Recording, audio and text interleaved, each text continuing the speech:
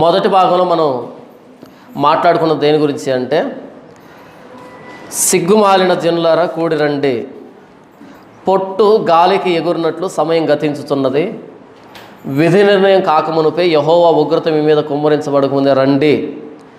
మీరు తిరిగి వచ్చి మీరు చేసిన ప్రతి పాపం విషయమై మారు మనసు పొందితే నేను మిమ్మల్ని రక్షిస్తాను అని దేవుడు ఒక నిరీక్షణని, దేవుడు చాలా కోపంగా ఉన్నాడు, కానీ ఒక నిరీక్షణ, ఒక ద్వారాన్ని తెరిచాడు. ఎవరైతే మారు మనసు పొందుతారో వారిని నేను రక్షిస్తాను అని చెప్పాడు. ప్రస్తుతం క్రైస్తవ్యంలో సిగ్గుమాలినటువంటి జీవితాన్ని అనేక మంది జీవిస్తున్నారు, పాస్టర్లతో సహా కలిపి. సిగ్గుమాలిన క్రైస్తవ్యం అన్నది మొదటి భాగం. ఈ రెండవ భాగంలో ఇంతకీ ఇశ్రాయేలీలు, యూదులు, యెరూషలేం ప్రజలు ఎలా ఉన్నారు? వాళ్ళు దేవుడు ఇశ్రాయేలుల్ని ఇటు ఐగుప్తు దేశం నుంచి వాగ్దాన దేశాన్ని తీసుకుని వచ్చేటప్పుడు ఆయన వాళ్ళని ఎలా ఉండాలి అని కోరుకున్నాడు అంటే, నిర్గమాకాండము 19వ అధ్యాయము 5వ వచనం నుంచి నేను చదువుతున్నాను. కాగా మీరు నా మాట శ్రద్ధగా విని నా నిబంధనను అనుసరించి నడిచిన ఎడల మీరు సమస్త దేశ జనులలో నాకు స్వకీయ సంపాద్యమగుదురు. దేవుడు ఇశ్రాయేలుల్ని ఏమని పిలుస్తున్నాడు అంటే, మీరు నా మాట శ్రద్ధగా విని నా నిబంధనను అనుసరిస్తే సమస్త జనుల్లో మీరు నాకు స్వకీయ సంపాద్యము, సంపాద్యం అంటే సంపాదించుకున్నటువంటి సొత్తు, స్వకీయ సంపాద్యం, నా సొత్తు అయినటువంటి ప్రజలు మీరు. మనకి సొత్తు ఉందా? సంపాద్యం ఉందా? డబ్బు రూపంలోనో బంగారు రూపంలోనో ఆస్తిపాస్తుల రూపంలో ఉంటుంది కదా. కానీ ఇశ్రాయేలీలైన మీరే నా స్వకీయ సంపాద్యము, మీరు నా మాట వింటే, నా నిబంధనను అనుసరిస్తే అని మాట్లాడుతూ 6వ వచనంలో, సమస్త భూమి నాదే కదా, మీరు నాకు యాజక రూపమైన రాజ్యముగాను పరిశుద్ధమైన జనముగాను ఉందురని చెప్పుము. మీరు నాకు యాజకులు అంటే మిగిలినటువంటి ప్రజల పక్షాన నాతో మాట్లాడేటువంటి యాజకులు మీరు, పూజారులు మీరు, అర్చకులు మీరు. మనం గుడికి వెళ్ళినటువంటి చరిత్ర కలిగిన వాళ్ళమే గతంలో హైందవులుగా ఉన్నప్పుడు. మనం కాయకర్పూరం తీసుకొని ఆ గుడి దగ్గరికి వెళ్తాం. గుడి దగ్గరికి వెళ్తే అటువైపు దేవుడు ఉంటాడు, ఆ గర్భగుడిలో మూల విరాట్ రూపంలో దేవుడు ఉంటాడు. అక్కడికి మనల్ని పోనివ్వరు. అక్కడి నుంచి ఒక పూజారి వస్తాడు, వచ్చి మన దగ్గర ఉన్నటువంటి ఆ దేవుడికి సమర్పించాలనుకున్న విషయాలన్నీ తీసుకొని ఆ దేవుని దగ్గరికి వెళ్ళి అక్కడ సమర్పించి మరలా అక్కడి నుంచి ఆ ప్రసాదాన్ని తీసుకొచ్చి మనకిస్తాడు. ఇటువైపు మానవుణ్ణి, ఇటువైపు దేవుణ్ణి కలిపేటువంటి వ్యక్తిని పూజారి అంటారు వాళ్ళు. ఆయన దేవుడా అంటే నేను వాళ్ళ కోణంలో మాట్లాడుతున్నా, వాళ్ళు దేవుడు అనుకుంటారు కాబట్టి. మనకది విగ్రహం, వాళ్ళకది దేవుడు. అటు దేవుణ్ణి ఇటు మానవుణ్ణి కలిపేటువంటి ఆ వ్యక్తి పూజారి అంటాం కదా, ఆ పూజారినే యాజకుడు అని పిలుస్తారు. బైబిల్లో యాజకుడు అంటే పూజారి అని. అంటే అటు దేవుణ్ణి ఇటు మానవుణ్ణి కలిపేటువంటి వ్యక్తి యాజకుడు. ఓ ఇశ్రాయేలీలారా, మీరు నా మాట శ్రద్ధగా విని నా ఆజ్ఞను అనుసరిస్తే సమస్త ప్రజానీకంలో, సమస్త ప్రపంచంలో మిమ్మల్ని నేను యాజకులుగా చేసుకుంటా. ఏ మానవుడైనా సరే నా దగ్గరికి ఎలా రావాలంటే మీ ద్వారానే రావాలి. మీ చేతిలో ధర్మశాస్త్రం ఇచ్చాను, మీకు ధర్మశాస్త్రాన్ని ఇచ్చాను. ఈ ధర్మశాస్త్రాన్ని బట్టే అందరూ నా దగ్గరికి వస్తారు. మనం తర్వాత అధ్యాయంలో చూస్తే, జకర్యా గ్రంథంలో మనం చూస్తే 10 మంది అన్ని జనులు ఒక యూదుని చెంగు పట్టుకుని మేము కూడా వస్తాం మీ దేవుని దగ్గరికి, మీకు మీ దేవుడు తోడుగా ఉన్నాడని మాకు అర్థమవుతుంది కాబట్టి మేము కూడా వస్తాం మీ దేవుని దగ్గరికి అని అంటారని దేవుడు చెప్తాడు. అలా మిగిలినటువంటి ప్రపంచం దేవుని దగ్గరికి రావాలంటే యూదుని చెంగు పట్టుకోవాలి. యూదుని సహాయంతోనే, యూదుని చేతిలో ఉన్న ధర్మశాస్త్రం సహాయంతోనే, యూదుడు చెప్పే ఆ మార్గంలోనే ఒక వ్యక్తి దేవుని దగ్గరికి రావాలి. అలా మిమ్మల్ని నేను సమస్త ప్రపంచంలో నాకు యాజకులుగా చేసుకున్నాను. నిజమైన దేవుణ్ణైన నేను మీ ద్వారానే ప్రపంచానికి అర్థమవుతాను. కాబట్టి మీరందరూ నాకు యాజకులే, మీరందరూ నాకు స్వకీయ సంపాద్యమే, మీరందరూ పరిశుద్ధులే, మీరందరూ నా సొత్తైన ప్రజలు అని చెప్పాడు. ఎర్ర సముద్రాన్ని దాటించి సీనాయి పర్వతం దగ్గర తీసుకుని వచ్చినప్పుడు మీరు నా స్వకీయ సంపాద్యం, నా ఆస్తి మీరు, నా యాజకులు మీరు, మీరు పరిశుద్ధులు అని చెప్పాడు. అంతటి ఉన్నతమైన ఆలోచనలు పెట్టుకున్నటువంటి దేవుడు ఇశ్రాయేల్ దేశం మీద అలా ఉండాలని చెప్పినటువంటి దేవుడు తర్వాత మీ దేవుణ్ణైన యెహోవానగు నేను పరిశుద్ధుని కాబట్టి మీరు కూడా పరిశుద్ధులుగా ఉండాలి అని చెబుతాడు. 613 ఆజ్ఞలు ఇచ్చాడు వారిని పరిశుద్ధులుగా చేయడానికి. దేవుని ఆలోచన వారి ముందు పెట్టాడు ధర్మశాస్త్ర రూపంలో. అయితే అలాంటి ఇశ్రాయేలీలు, అలాంటి యూదులు ఎలా తయారయ్యారు అంటే 3వ అధ్యాయం 1వ వచనం జెఫన్యా గ్రంథంలో, ముష్కరమైనదియు భ్రష్టమైనదియు అన్యాయము చేయనదియునగు పట్టణమునకు శ్రమ. ఏంటంట? ముష్కరమైంది, భ్రష్టమైంది, అన్యాయము చేయనది అయినటువంటి పట్టణానికి శ్రమ. ఇక్కడ యెరూషలేము గురించి మాట్లాడుతున్నాడు. అది ముష్కరమైంది అంటే కలంకమైంది, అపవిత్రమైంది. రెండవదిగా భ్రష్టు పట్టిపోయిందంట. మూడవదిగా అన్యాయము చేయునది అంటే బలాత్కారం చేస్తూ ఉంది. దేవుడు వీరిని ఐగుప్తు నుంచి తీసుకుని వచ్చినప్పుడు నిబంధన చేసుకునేటప్పుడు ఏమని నిబంధన చేశాడు? మీరు యాజకులు, నా స్వకీయ సంపాద్యం, మీరు పరిశుద్ధులు, మీరు నా సొత్తు, నా జనాంగం, నా బిడ్డలు అని దేవుడు అలాంటి అంచనాల మధ్య వారిని తీసుకుని వస్తే, ఇప్పుడు యెరూషలేము ఎలా తయారైందంటే ముష్కరమైంది. ముష్కరమైంది అంటే మాలిన్యం, కలంకం, అపవిత్రత. దేవుడు ధర్మశాస్త్రాన్ని ఇచ్చింది ముష్కరమైన దానివిగా తయారవుతావనా? పవిత్రురాలుగా, పరిశుద్ధుడిగా, యాజకుడిగా ఉంటావనా? యెరూషలేము పట్టణం ముష్కరమైందిగా తయారైంది. రెండవదిగా భ్రష్టమైనది, భ్రష్టు పట్టిపోయింది. మూడవదిగా అన్యాయం చేస్తూ ఉందంట యెరూషలేము పట్టణం. ఇది మీకు అర్థం కావడానికి 2వ అధ్యాయము 4వ వచనం మీరు చూస్తే, గాజా పట్టణం నిర్జనమగును, అష్కెలోను పాడైపోవును, మధ్యాహ్న కాలమందు అష్టోదు వారు బయటికి పారదోలబడుదురు, ఎక్రోను పట్టణం దున్నబడును. ఇక్కడ మీకు గాజా, అష్కెలోను, అష్టోదు, ఎక్రోను అని ఫిలిస్తీయ దేశాలు కనబడుతున్నాయి. గాజా ముష్కరమైంది, గాజా భ్రష్టు పట్టింది, గాజా అన్యాయం చేస్తుంది అనేటట్టుగా పదప్రయోగం జరగలే. గాజా పాపం చేస్తుంది, ఎక్రోను పాపం చేస్తుంది, అష్టోదు పాపం చేస్తుంది. కానీ ఈ పదప్రయోగం గాజాకు చేయలే దేవుడు. తరువాత 8వ వచనం, మోయాబు వారు చేసిన నిందయు అమ్మోను వారు పలికిన దూషణ మాటలు నాకు వినబడెను. మోయాబు గురించి, అమ్మోను గురించి దేవుడు మాట్లాడుతున్నాడు. కానీ ముష్కరమైంది అమ్మోను అని చెప్పలే దేవుడు, పదప్రయోగం జరగలే. మోయాబు గురించి భ్రష్టమైంది అని పదప్రయోగం జరగలే. తరువాత 12వ వచనం చూడండి, కూషీయులారా మీరు నా ఖడ్గం చేత హతులగుదురు. కూషి దేశాన్ని దేవుడు నిందారోపణ చేస్తున్నాడు, దోషారోపణ చేస్తున్నాడు. కానీ భ్రష్టమైంది కూషు, ముష్కరమైంది అనేటువంటి పదప్రయోగం జరగలే. తర్వాత వచనాల్లో 13వ వచనంలో, ఆయన ఉత్తర దేశం మీద తన హస్తము చాపి అష్షూరు దేశం నాశనం చేయను, నీనెవె పట్టణం పాడు చేయను. అష్షూరు గురించి మాట్లాడుతున్నాడు, నీనెవె గురించి మాట్లాడుతున్నాడు. కానీ ముష్కరమైన అష్షూరు అని, భ్రష్టమైన నీనెవె అని ఇలా మాట్లాడటం. పాపాలు చేశాయి, కానీ ఇంత కఠినమైన పదజాలాన్ని ఆయా దేశాలకు దేవుడు ఉపయోగించలే. మోయాబు కానీ, అమ్మోను కానీ, గాజా కానీ, ఎక్రోను కానీ, అష్టోదు కానీ, లేదా అష్షూరు కానీ, నీనెవె కానీ, బబులోను కానీ, చుట్టుపక్కల రాజ్యాలు ధర్మశాస్త్రం లేనటువంటి దేశాలు. ఆ ధర్మశాస్త్రం లేనటువంటి దేశాలు భ్రష్టమైపోతే ఆశ్చర్యపడాల్సిన అక్కర్లేదు. ఆ ధర్మశాస్త్రం లేనటువంటి ఆ దేశాలు ముష్కరమైన దేశాలు అంటే ఆశ్చర్యపడనక్కర్లేదు. ఆ ధర్మశాస్త్రం లేనటువంటి దేశాలు అన్యాయం చేస్తున్నాయి, బలాత్కారం చేస్తున్నాయి అంటే ఆశ్చర్యపడాల్సిన అక్కర్లేదు. ఎందుకంటే వాళ్ళకు దేవుని ధర్మశాస్త్రం తెలియదు కాబట్టి, వాళ్ళకు దేవుని ప్రత్యక్షత లేదు కాబట్టి. కానీ దేవుని ధర్మశాస్త్రాన్ని తీసుకున్నటువంటి యోధ ముష్కరమైన యోధ, ముష్కరమైన యెరూషలేము అని పిలువబడింది. భ్రష్టమైన యోదయ దేశం అని పిలువబడింది. అన్యాయం చేసేటువంటి పట్టణం అని పిలువబడింది. ఈరోజు ఏ ప్రభు అయిన యేసుక్రీస్తు వారైతే పాపాలు క్షమించి మనల్ని పరిశుద్ధులుగా చేస్తాడని సువార్త ప్రకటించబడుతూ ఉందో అదే యేసుప్రభువును నమ్ముకొని అదే క్రైస్తవులకు వచ్చి ముష్కరులుగా బ్రతుకుతున్నాం, భ్రష్టులుగా బ్రతుకుతున్నాం, బలాత్కారం చేస్తూ బ్రతుకుతున్నాం.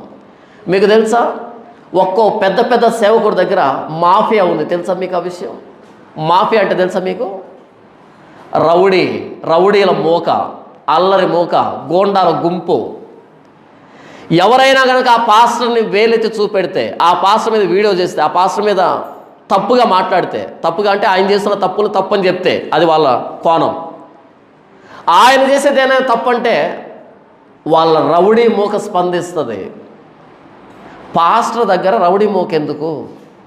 మీకు అర్థమవుతుందా ఎంత భ్రష్టత్వంలోనికి ప్రస్తుత క్రైస్తవ సమాజం వచ్చిందో? సినిమాల్లో చూస్తాం, ఒక రాజకీయ నాయకుడి దగ్గర కొంతమంది రౌడీలు ఉంటారు. ఆయన ఏదైనా అంటే వాళ్ళు వెళ్ళి ఇల్లు తగలబెట్టడము, కొట్టడము, చంపడము చేస్తూ ఉంటారు కదా సినిమాల్లో. మరి నిజంగా ఉంటారు లేదో మనకు తెలియదు. ఒక రాజకీయ నాయకుడి దగ్గర ఇలాంటి వ్యక్తులు ఉన్నారు అంటే దానికి ఒక అర్థం ఉంది. అది లోక సంబంధమైనటువంటి వ్యవస్థ, లౌకికమైనటువంటి వ్యవస్థ అది రాజకీయం అంటే.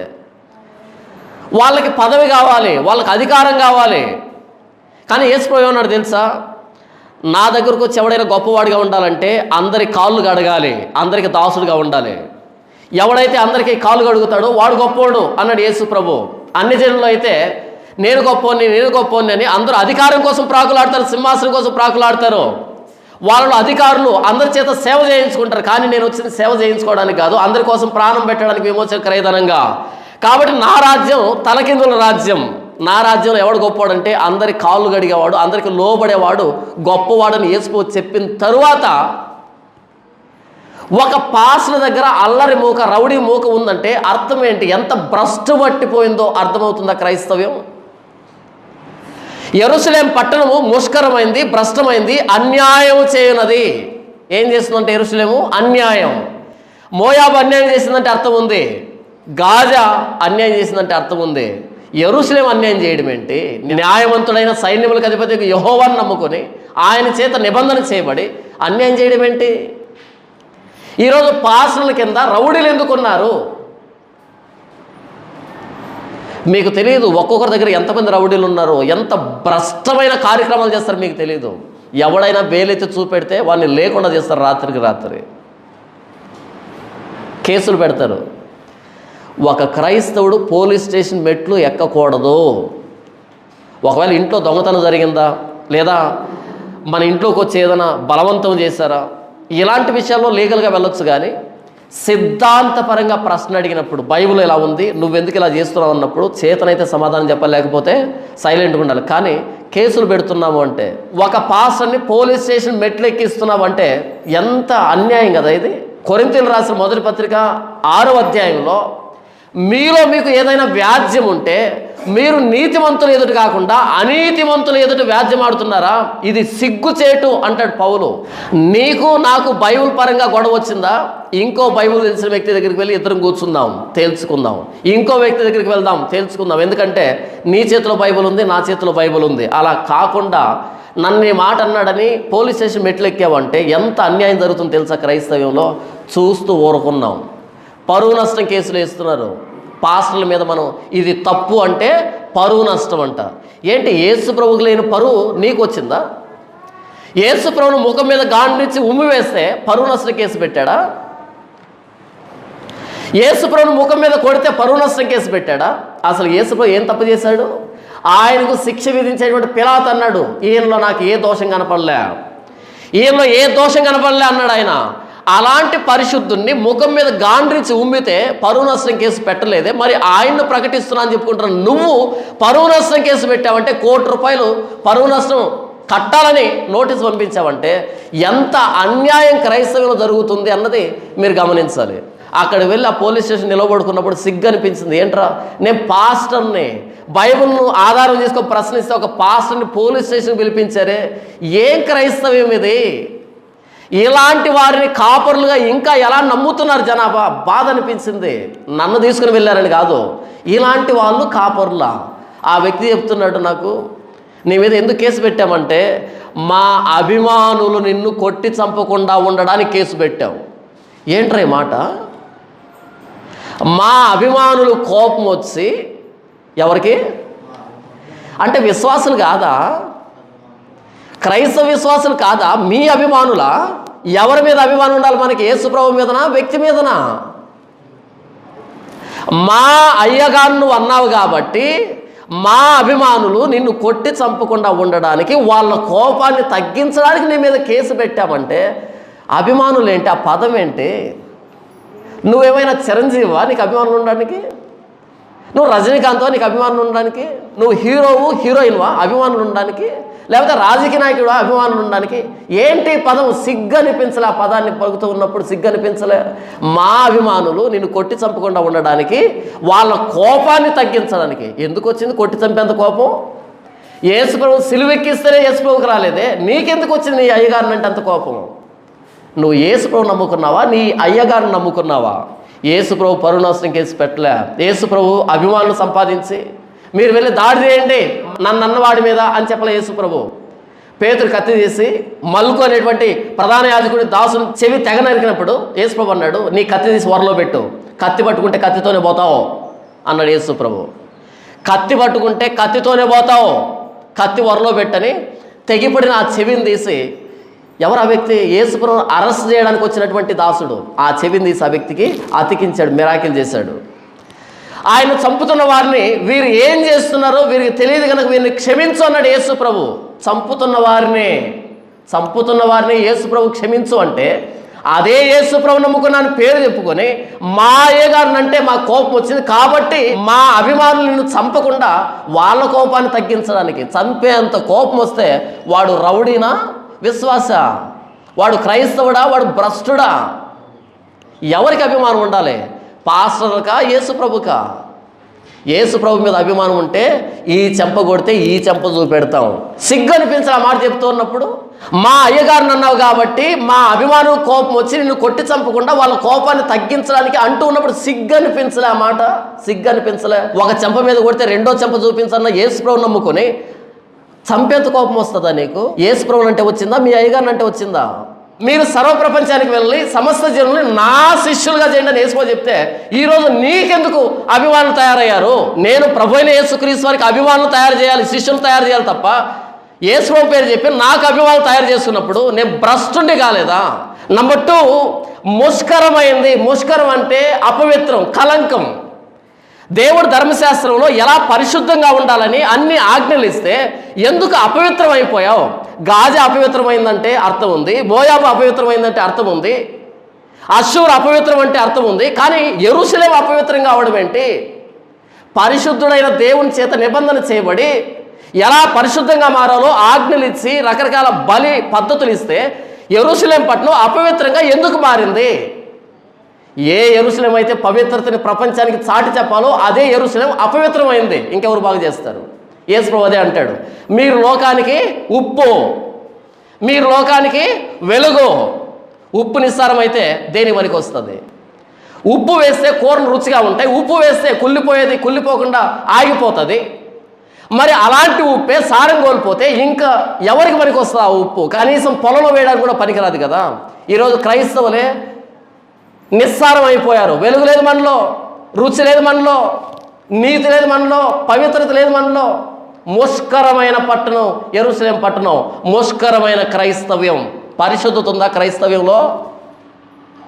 అణువను వెతికి చూడండి, పరిశుద్ధుడు ఎక్కడున్నాడో చూడండి. నాకు తెలిసి కడప జిల్లాలో ఒకడు ఉంటాడు, కర్నూలు జిల్లాలో ఒకడు ఉంటాడు, అనంతపురంలో ఒకడు ఉంటాడు, జిల్లాకు ఒకడు ఉంటాడు. నాకు తెలిసి నా ప్రభువైన యేసుక్రీస్తు నా కోసం ప్రాణం పెట్టి రక్తం కాల్చాడు కాబట్టి నేను మరలా ఎలా పాపం చేయాలనుకునేవాడు జిల్లాకు ఒకడు ఉంటాడేమో నాకు తెలిసి. వేల మీద లెక్క పెట్టచ్చు. మరి మనమంతా డ్రామా అంతే, ఏ ఎండకా గొడుగు అంతే. ముష్కరమైన యెరూషలేము పట్టణం ముష్కరం ఎందుకు అయింది? ఎందుకు అపవిత్రమైంది? ఎందుకు కలంకమైంది? ధర్మశాస్త్రం లేదా నీ దగ్గర? నంబర్ 3, భ్రష్టమైనది. భ్రష్టత్వం అంటే పనికి మాలింది. ఏం పని చేయాలో ఆ పని కాకుండా పనికిరాని పని చేస్తున్నాం. భ్రష్టమైపోయింది యెరూషలేము పట్టణం. నిన్న ఒక పోస్ట్ చూశాను యూట్యూబ్లో.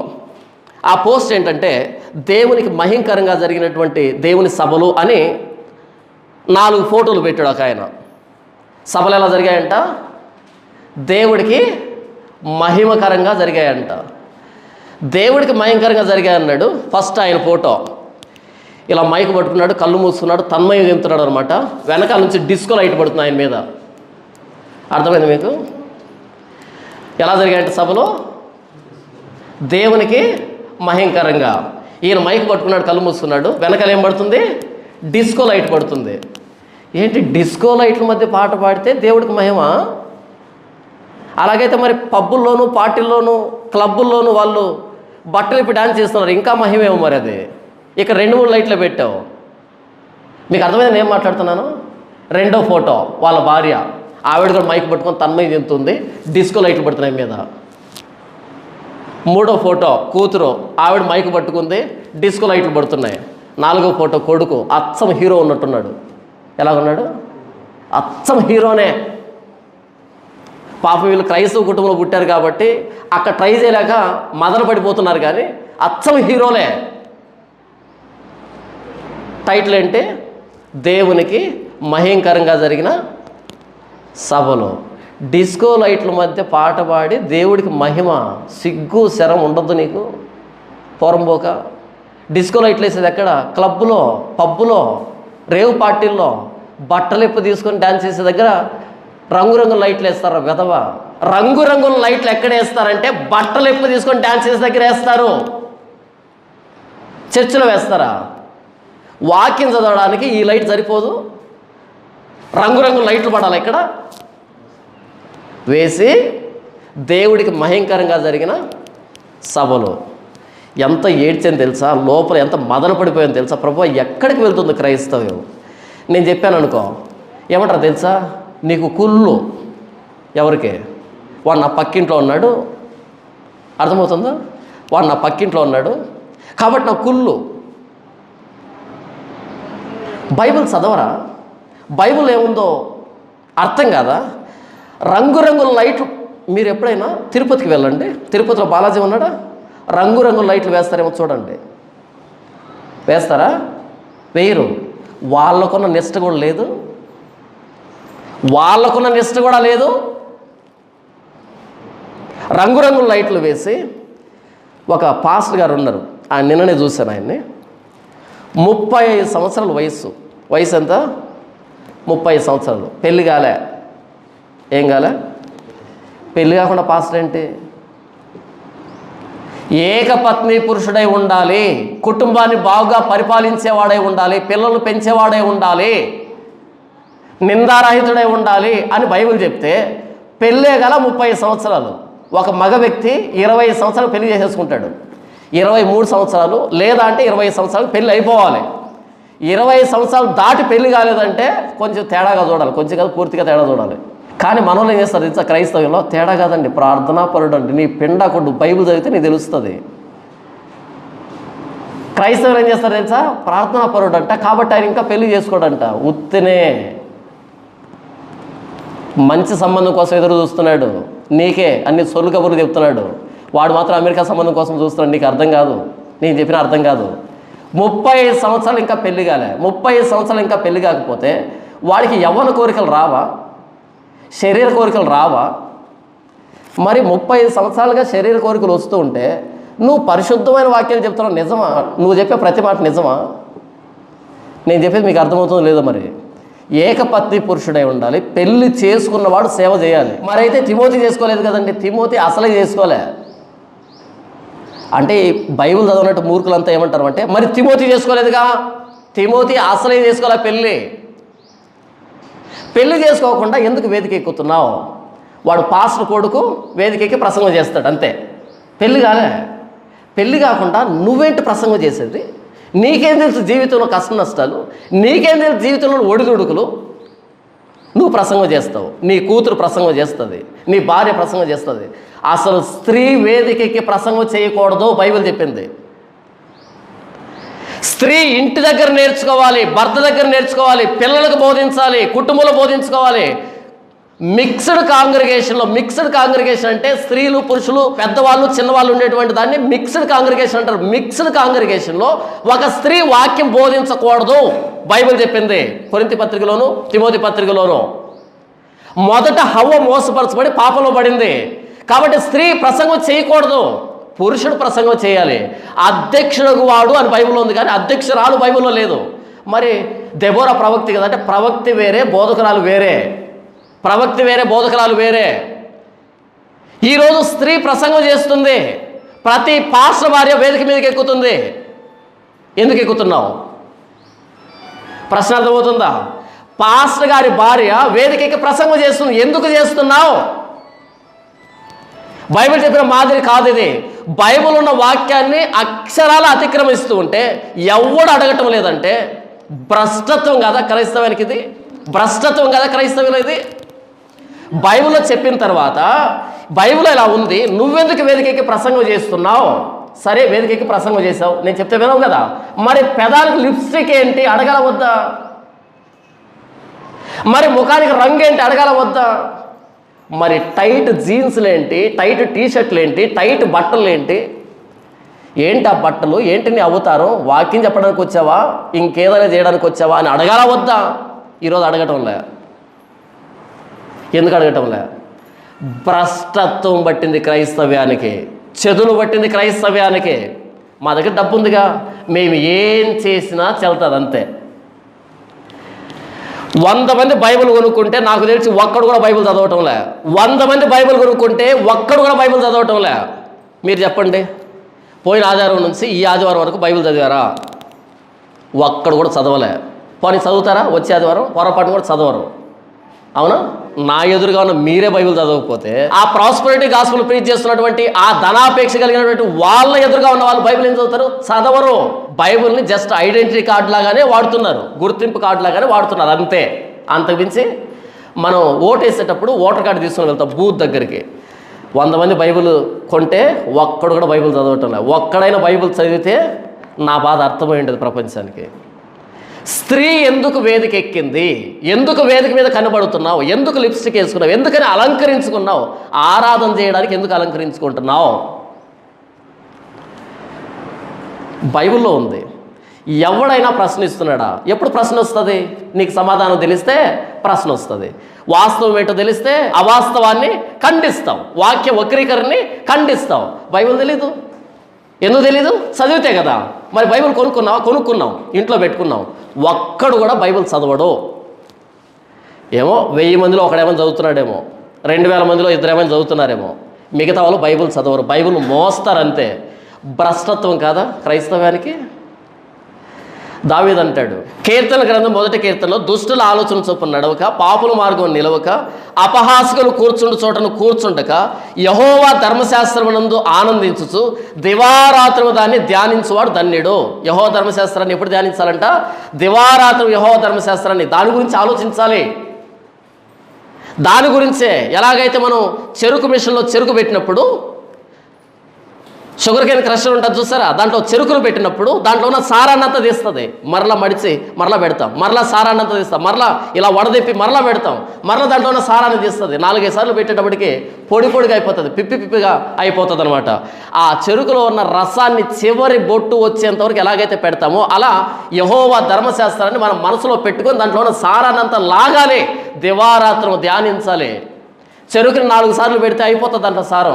ఈ యెహోవా ధర్మశాస్త్రాన్ని దివారాత్రం పెట్టాలి, ఈ క్రషర్లో పెట్టి దీంట్లో ఉన్న ప్రతి సారం, ప్రతి సందర్భానికి తగినటువంటి సారాన్ని లాగాలి, వాక్యంలో నుంచి దీని గురించి ఆలోచించాలి అని బైబిల్ చెబితే, ఎంతమంది బైబిల్ చదువుతున్నారు, బైబిల్ పడేస్తున్నారు, ఆదివారం వెతుక్కుంటున్నారు ఎక్కడ నా బైబిల్ అనే.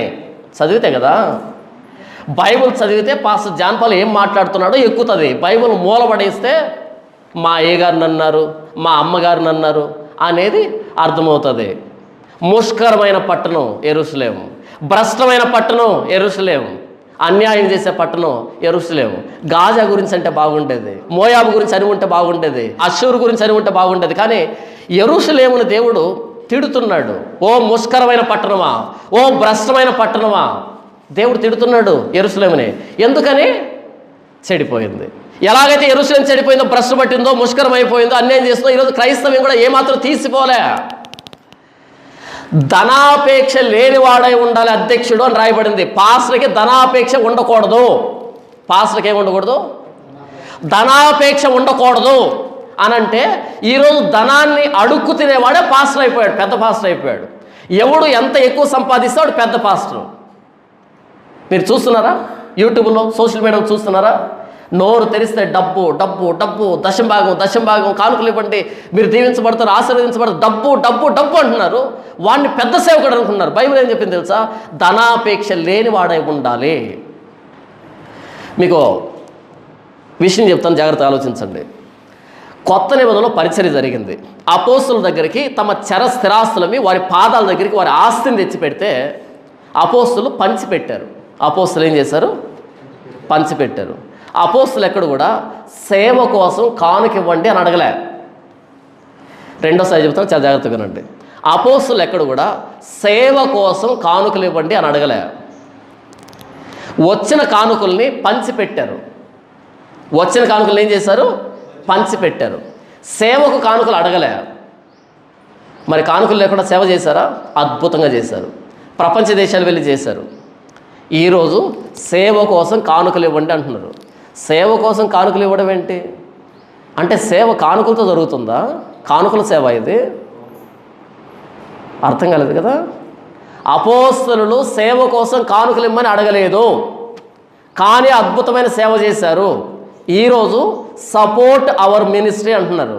మా సేవను సపోర్ట్ చేయండి అంటున్నారు. ఇవ్వడం తప్పని చెప్పటం వల్ల ఎందుకు అడుగుతున్నారు అంటున్నా. ఎందుకు అడుగుతున్నారు అంటున్నా. నేను మీ ఇంటికి వచ్చినప్పుడు మీరు నన్ను ప్రేమించి నాకు నీళ్ళు ఇస్తారు, భోజనం పెడతారు, గౌరవం బాగుంటుంది, అవునా? నేను మీ ఇంటికి వచ్చి అక్క భోజనం పెడతారా అంటే అడుక్కు తినమంటారు. రెండింటికి తేడా లేదు. రెండు సందర్భాల్లో భోజనం పెట్టారు. అక్క భోజనం పెట్టండి అన్నప్పుడు భోజనం పెట్టారు. అప్పుడు నేనేమవుతాను? భిక్షగాన్ని అవుతాను. నేను మీ ఇంటికి వచ్చాను, మీరే నాకు భోజనం పెట్టారు, అప్పుడు నేనేమవుతాను? అతిథిని అవుతాను. అడుక్కు తినేదానికి అతిథికి తేడా లేదు. నువ్వు సేవకుడు అయితే అడక్కు, నోరు తెరిచి కానుక అడక్కు. సపోర్ట్ మై మినిస్ట్రీ అని నువ్వు అడగాల్సింది సంఘాన్ని కాదు, దేవుణ్ణి. మినిస్ట్రీ ఆయన ఇస్తే ఆయన సపోర్ట్ చేస్తాడు. నువ్వెందుకు వీళ్ళని అడుగుతున్నావు? అడుక్కు తినే బుద్ధి. అపోస్తులకి చరస్థిరాస్తులు అమ్మి ఇస్తే వాళ్ళు పంచి పెట్టారు, అకౌంట్లో వేసుకోవాలి. అపోస్తులకి చరస్థిరాస్తులు అమ్మి ఇస్తే వాళ్ళు పంచి పెట్టారు. అవసరత ఎవరికి ఉందో వాళ్ళు పంచి పెట్టారు. ఈరోజు అకౌంట్లో నంబర్ పెంచుకుంటున్నారు, ఆస్తులు పెంచుకుంటున్నారు, ఫారిన్లలో ల్యాండ్ కొనుక్కుంటున్నారు, బ్రాంచెస్ విస్తరింపజేస్తున్నారు. మొత్తం అంతా మరలా డబ్బు కోసమే. ధనాపేక్ష లేనివాడు దైవజనుడు అంటే, ధనాపేక్ష ఎంత ఉంటే అంత పెద్ద దైవజనుడు అయిపోయింది ఈరోజు క్రైస్తవ్యానికి. భ్రష్టు పట్టిన క్రైస్తవ్యం. స్త్రీ బోధించకూడదు, స్త్రీ బోధిస్తూ ఉంది. పోనీ ఏం బోధిస్తా చెప్పు? దేవుడు నిన్ను దీవిస్తాడు, ఆశీర్వదిస్తాడు. మొత్తం బైబిల్ అదే ఉందా? మొత్తం బైబిల్ అదే ఉందా? ఇంకేమి లేదా? మారు మనసు పాపక్షమాపణ గురించి బోధించవా? బోధించదు. ఎందుకంటే మారు మనసు పాపక్షమాపణ అంటే సగం మంది ఈవిడ మోహంలో పడుతున్నారు. ఒక స్త్రీ వేదికకి మాట్లాడితే ఏం చూడాలి? స్త్రీలో ఏం చూడాలి? నీ వెంట్రుకలు చూడాలన్నా, ముఖం చూడాలన్నా, లిప్స్టిక్ చూడాలన్నా, ఏం చూడాలి చెప్పు? ఎందుకు ఇక వేదిక మీదకి? ఒక హీరోయిన్ కూడా పనికిరాదు, అంత అందంగా ముస్తాబా ఎక్కుతుంది వేదిక మీదకి. ఏం చూద్దామని, ఏం చూపెడదామని అందరూ ఆస్వాదిస్తున్నారు. అలా భ్రష్టు పట్టిపోయినటువంటి క్రైస్తవ్యం. ఏ వేదిక అయితే పరిశుద్ధతకు కేంద్రమో, ఏ వేదిక మీద నుంచి అయితే పరిశుద్ధత కుమ్మరించబడాలనో, పరిశుద్ధత గురించి బోధించాలనో, అదే వేదిక మీద నుంచి పాపపు చూపులు ఈరోజు చర్చిలో జరుగుతున్నాయి. భ్రష్టు పట్టినలా. ఈ వేదిక ప్రభువైన యేసుక్రీస్తు మరణ సమాధి పునరుద్ధానాలు ప్రకటించాల్సిన వేదిక. ఇలా ప్రకటించినప్పుడు ప్రభువా నేను పాపినని వాళ్ళు ఒప్పుకోవాలి. ఇది నిజంగా దేవుడు నియమించినటువంటి పద్ధతి. కానీ ఈరోజు వేదిక మీద ఒక అందమైన స్త్రీ నిలవబడినప్పుడు ఎదురుగా ఉన్న వ్యక్తులు ఏం చూస్తున్నారు అన్న, మీరు చూస్తారేమో, మేము చూడం. జోకులు వేయకు. తిరిగి ఏమంటారు తెలుసా? అన్న మీరు చూస్తారేమో, మేము చూడం. జోకులు వేయకల, కామెడీ చేయకల. రూబేను వెళ్ళి తన పినతల్లితో వ్యభిచారం చేశాడు. పినతల్లి అంటే తెలుసు కదా. రూబేను వెళ్ళి యాకోబు ఉపపత్నితో, మారు తల్లితో వ్యభిచారం చేశాడు. అమ్నోను వెళ్ళి తామారుతో వ్యభిచారం చేశాడు. చెల్లితో వ్యభిచారం చేశాడు. నువ్వు తమాషాలు చెప్పకు. అందమైన స్త్రీని వేదికెక్కించి మేము అలా చూడం, అంత పరిశుద్ధుడు కాదు నువ్వు. ఎక్కడైతే వాక్యం ప్రకటించబడుతుందో అక్కడే పరిశుద్ధత ఉండేదానికి అవకాశం ఉంది. నీ చర్చలో అసలు వాక్యమే ఉండదు కదా, ఇక పరిశుద్ధత ఎక్కడి నుంచి వస్తుంది? ముష్కరమైన యెరూషలేము, భ్రష్టమైన యెరూషలేము, అన్యాయం చేసేటువంటి యెరూషలేము. 2వ వచనం చూడండి. అది దేవుని మాట ఆలకించదు. యెరూషలేమంట దేవుని మాట ఆలకించటం లేదంట. ఇంకెవరు ఆలకిస్తారు? దేవుని ప్రజానీకమైన యెరూషలేమే దేవుని మాట ఆలకించకపోతే ఇంకెవరు ఆలకిస్తారు? మీరు హైందవులకు వాక్యం చెప్పొచ్చు, ఇస్లాం వ్యక్తులకు వాక్యం చెప్పొచ్చు, బౌద్ధులకి వాక్యం చెప్పొచ్చు, నాస్తికులకు వాక్యం చెప్పొచ్చు, క్రైస్తవులకు వాక్యం చెప్పలేరు. చెప్తారా? వినరు. పిట్ట కథలు చెప్పొచ్చు, క్రైస్తవులకు వింటారు. కట్టు కథలు చెప్పొచ్చు, వింటారు. జోకులు వేయచ్చు, నవ్వుతారు. కథలు చెప్పొచ్చు, వింటారు. వాక్యం చెప్పావా ఒంటి కాల మీద లేస్తారు, ఆపు అని. ఏం క్రైస్తవ్యం ఇది? యూట్యూబ్లో తమ్మునైల్స్ ఏంటంటే, శాలేమన్న చెప్పిన జోక్కి పగలబడి నవ్విన జనం. ఒరే నువ్వు జోకర్వా, పాస్టర్ కాదా? శాలేమన్న చెప్పిన జోకుకి పగలబడి నవ్విన జనం. ఇదేనా టైటిలు? పగలబడి నవ్వేది బ్రహ్మానందం వీడియోలు చూసి, పగలబడి నవ్వాల్సింది స్టాండప్ కామెడీ చూసి. శాలేమన్న జోకు వేయడం ఏంటి, దానికి పగలబడి నవ్వడం ఏంటి? వీడు స్టాండప్ కమేడియనా, వీడు జోకరా? యూట్యూబ్లో తమ్మునైల్స్ అన్నీ ఇవే. శాలేమన్నే కాదు, అందరు అన్నలు ఇదే పని. వేదిక ఎక్కినప్పటి నుంచి నవ్వించడమే నవ్వించడమే నవ్వించడమే నవ్వించడమే. ఎంత బాగా నవ్విస్తే అంత పెద్ద పాస్టరు. నువ్వు జోకర్వా, పాస్టర్వా? అది దేవుని మాట ఆలకించదు. వాక్యం చెబితే క్రైస్తవులకి నచ్చదు. వాక్యం ప్రకటిస్తే వినరు. కథలు చెప్తే వింటారు, అందుకని కథలు చెప్తున్నారు ఈరోజు నాయకులు. జోకులు చెప్తే నవ్వుతారు, అందుకని జోకులు చెప్తున్నారు ఈరోజు క్రైస్తవ నాయకులు. పెట్టె కథలు, కట్టుకథలు, కల్పనా కథలు. వారు దురద చెవులు గలవారై ఉండి సత్యవాక్యాన్ని, హితవాక్యాన్ని వినకుండా దురద చెవులు కలిగిన వారై ఉండి కల్పనా కథలు వినే కాలం వస్తుందని పౌలు వాపోయాడు. ఈరోజు వచ్చింది, మనం వింటున్నాం. యూట్యూబ్ ఓపెన్ చేసి అన్ని జోకులే, నవ్విస్తున్నారు. నవ్వించడం కాదు, వారి పాపాల నుంచి వారిని ఒప్పించాలి. మారు మనసు ఎక్కడి నుంచి వస్తుంది? నవ్వితే వస్తుందా? బాధపడితే వస్తుందా? నవ్వుచున్న ముఖము కంటే కిన్నమైన ముఖం మేలు. నవ్వే ముఖం కంటే కిన్నమైన ముఖం మేలు. కిన్నమైన ముఖము హృదయాన్ని గుణపరుస్తుంది. నవ్వితే తెలియదు పాపం తాలూకు తీవ్రత తెలియదు. యేసుప్రభు ఒక్క జోకు కూడా వేలే. ఈరోజు పాస్టర్లు వేస్తున్నారు జోకులన్నీ కలిపి. అది దేవుని మాట ఆలకించదు, శిక్షకు లోబడదు, యెహోవా యందు విశ్వాసం ఉంచదు, దాని దేవుని యొద్దకు రాదు. ఎవరి గురించి మాట్లాడుతున్నాడు? యెరూషలేము గురించి మాట్లాడుతున్నాడు. అది దేవుని మాట వినదంట, శిక్షకు లోబడదంట, యెహోవా యందు విశ్వాసం ఉంచదంట, అది దాని దేవుని దగ్గరకు రాదంట. ఎంతమంది క్రైస్తవులు బైబిల్ చదువుతున్నారు? బైబిల్ చదవనటువంటి క్రైస్తవుడు క్రైస్తవుడేనా? బైబిల్ చదవనటువంటి క్రైస్తవుడేనా? మా నాన్న ఒక మాట చెప్పేవాడు. ఎవడో యుద్ధానికి పోయాడంట, కత్తి మరిచిపోయి.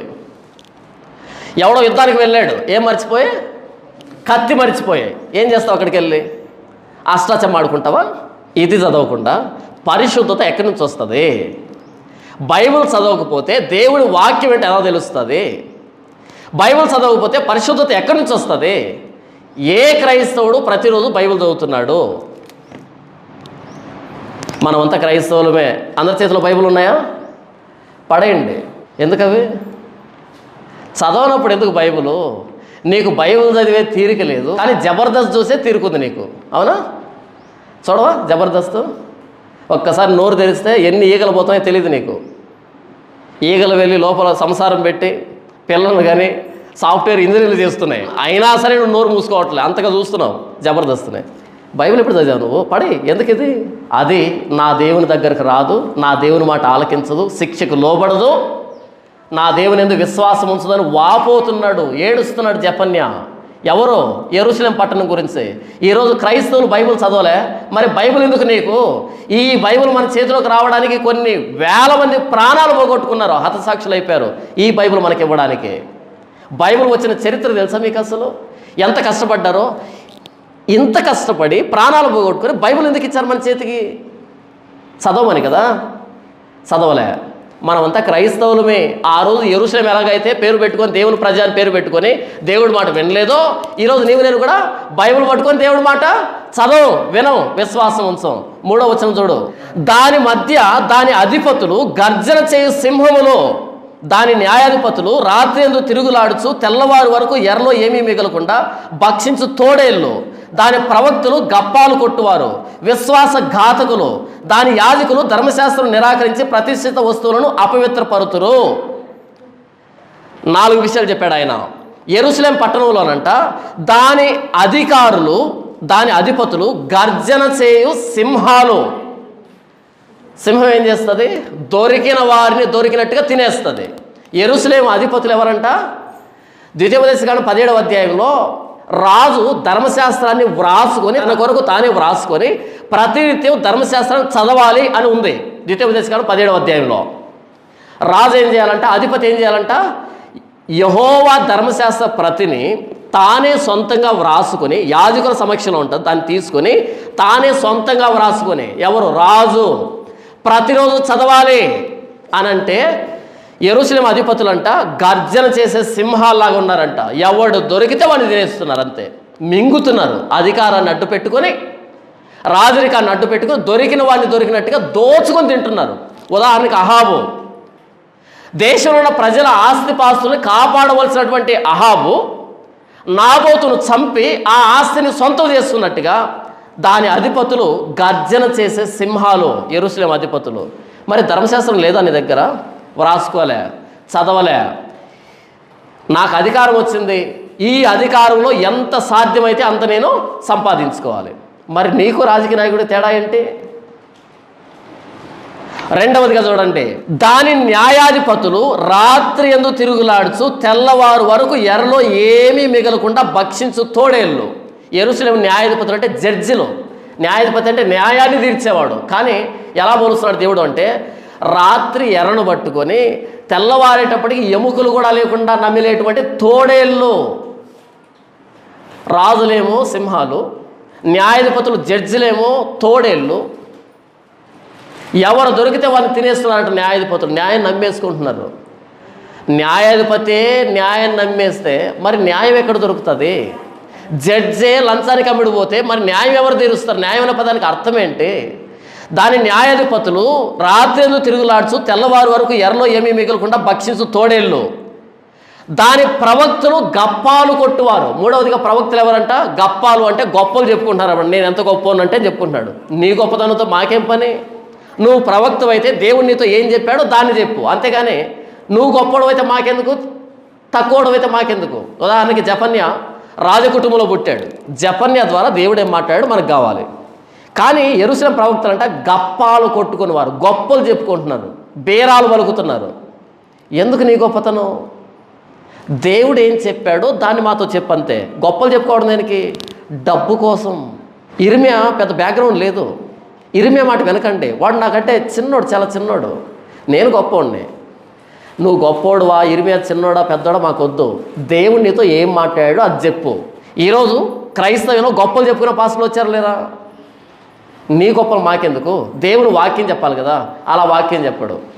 పోయిన వారం అంటే అమెరికాకి వెళ్ళాడంట, వచ్చే వారం ఆస్ట్రేలియా వెళ్తాడంట.